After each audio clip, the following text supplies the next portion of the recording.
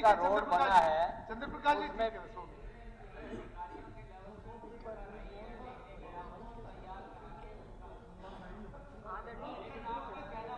सावित्री जिंदल जी, अभी आपका नंबर आएगा बाद में। नहीं बीच में ऐसे। आदरणीय अध्यक्ष महोदय, हमारे नहीं रहने दो। रामचरण जी, आपका आएगा नंबर बोलने का, फिर बोलना। बीच में नहीं, बीच में नहीं, बीच में नहीं। रामचरण जी, रिकॉर्ड भी नहीं होगा, कुछ रिकॉर्ड भी नहीं होगा।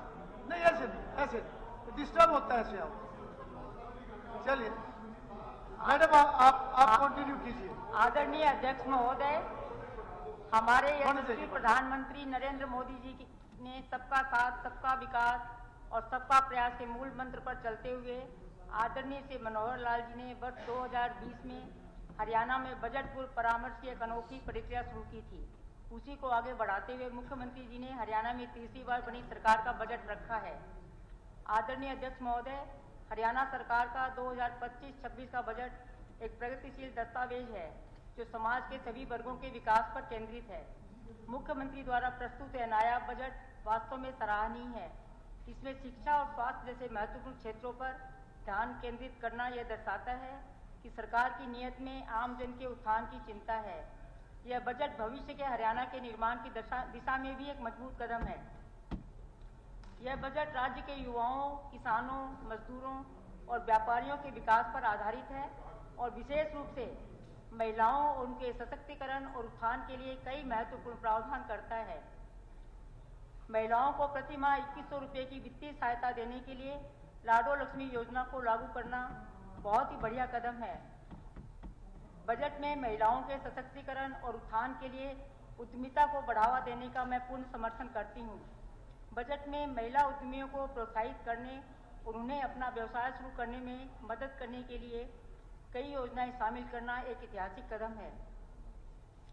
महिलाओं को शिक्षा और कौशल विकास के अवसर प्रदान करने के लिए बजट में विशेष प्रावधान किए गए हैं।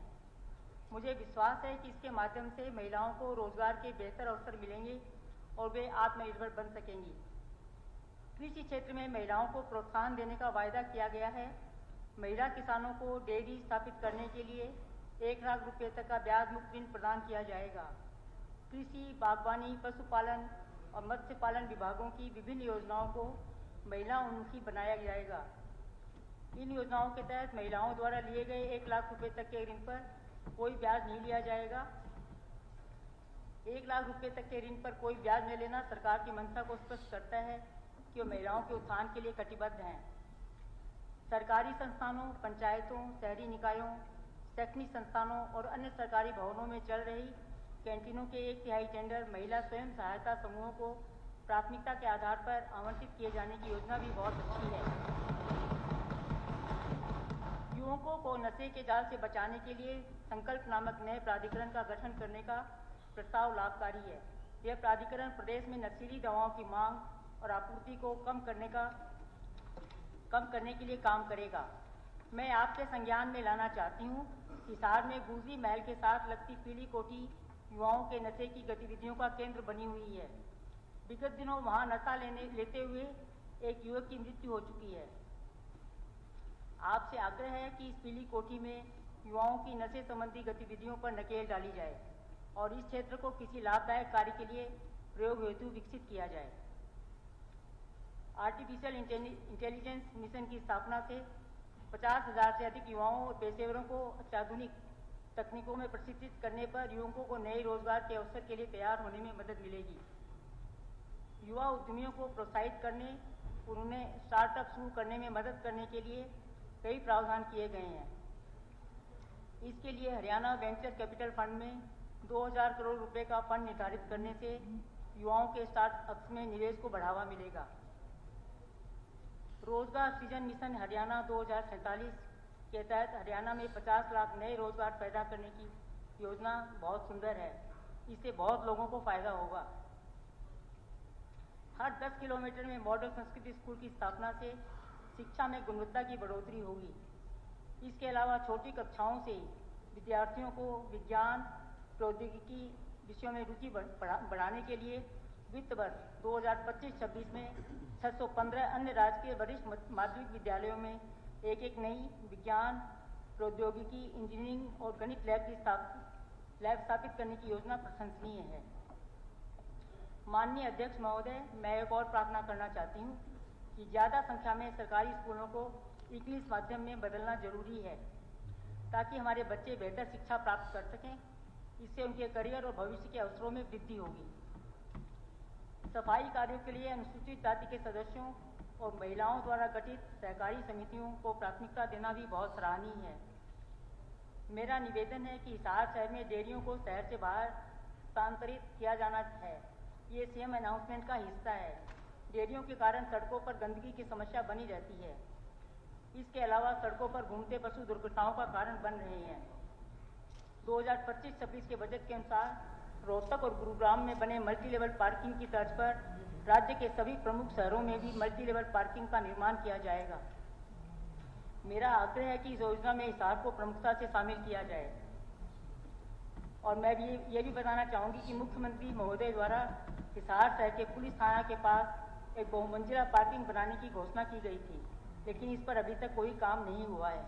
ये काम जल्दी शुरू करवाया जाए। सरकार नकली बीज और कीटनाशक बेचने वालों से किसानों को बचाने के लिए विधेयक लाएगी। यह बहुत ही अच्छा कदम है क्योंकि कई बार नकली बीज और कीटनाशक से फसल खराब हो जाती है। धान की सीधी बुआई के लिए अनुदान राशि और धान की पराली के प्रबंधन के लिए अनुदान राशि बढ़ाना भी एक सराहनीय कदम है।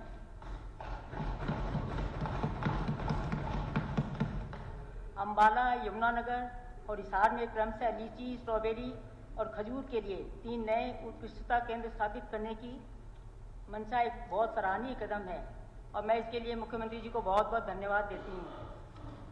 हिसार में अमरूद के लिए आधुनिक प्रसंस्करण व पैकेजिंग प्लांट स्थापित किया जाएगा। आदरणीय मुख्यमंत्री जी, मैं हिसार वासियों की तरफ से आपका आभार प्रकट करती हूँ। अग्रोहा में पुरातात्विक स्थल की खुदाई का कार्य प्रारंभ हो जाना भी बहुत महत्वपूर्ण कदम है। इससे हमारी प्राचीन धरोहर और सांस्कृतिक विरासत का पता चलेगा। अग्रोहा महाराजा अग्रसेन जी की राजधानी थी, इसीलिए अग्रोहा अग्रवालों का 5वां धाम है। खुदाई से मिलने वाले अवशेषों से अग्रसेन महाराजा जी की राजधानी के समृद्ध इतिहास का पता चलेगा। निश्चित ही इस खुदाई से दुर्लभ तथ्य प्रकट होंगे और हमें इतिहास और अपने विकास की गाथा को जानने में मदद मिलेगी। इस बजट में मुख्यमंत्री जी ने आगामी वर्ष में 6500 किलोमीटर सड़कों की मरम्मत का वायदा किया है, जिससे लोगों को निश्चित ही सुविधा मिलेगी। मेरा आग्रह है कि हिसार की सड़कों की मरम्मत के कार्य को भी प्रमुखता से लिया जाए, जिससे लोगों को सुविधा मिलेगी। मुख्यमंत्री जी, आपने हिसार के सिविल अस्पताल को 200 बेड से 300 बेड की सुविधा से युक्त कर दिया है और प्राइवेट रूम संचालन की अनुमति दी है। इससे रोगियों को बहुत बड़ी सुविधा मिलेगी। साथ ही एमआरआई की सुविधा प्रदान करके आपने हमें उपकृत किया है। अध्यक्ष महोदय, मैं आपको बताना चाहती हूँ कि हिसार का सिविल अस्पताल पुरातत्व विभाग की जमीन पर स्थित है, इस कारण यहाँ कोई निर्माण कार्य नहीं किया जा सकता। मुख्यमंत्री जी से प्रार्थना करती हूँ कि इस अस्पताल को एयरपोर्ट चौक के समीप चिन्हित जमीन पर शीघ्र बनवाया जाए। माननीय प्रधानमंत्री जी ने 2025 तक भारत को टीबी मुक्त करने की घोषणा की है।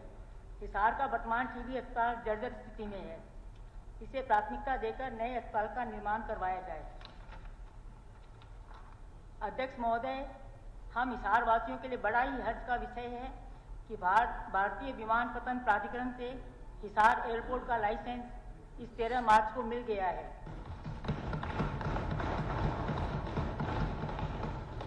अब जल्दी ही हिसार से अयोध्या, जयपुर, चंडीगढ़, अहमदाबाद और जम्मू के लिए हवाई सेवाएं शुरू कर दी जाएगी। लाइसेंस अभी मिला है।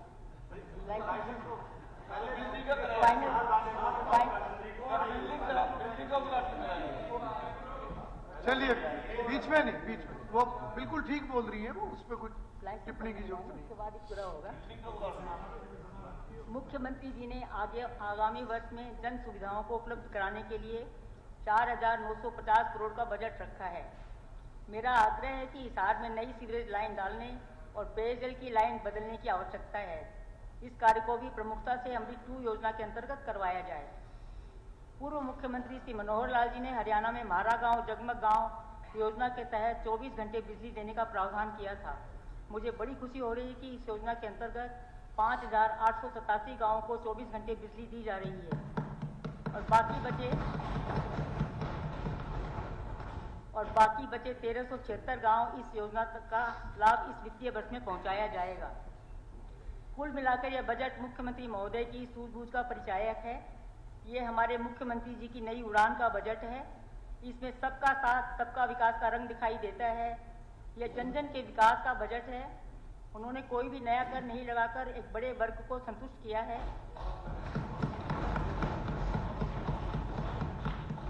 इतना ही नहीं, उन्हें घाटे को भी तय सीमा के भीतर ही रखा है। मैं आशा करती हूं कि यह बजट प्रदेश के नागरिकों के जीवन में सकारात्मक बदलाव लाएगा।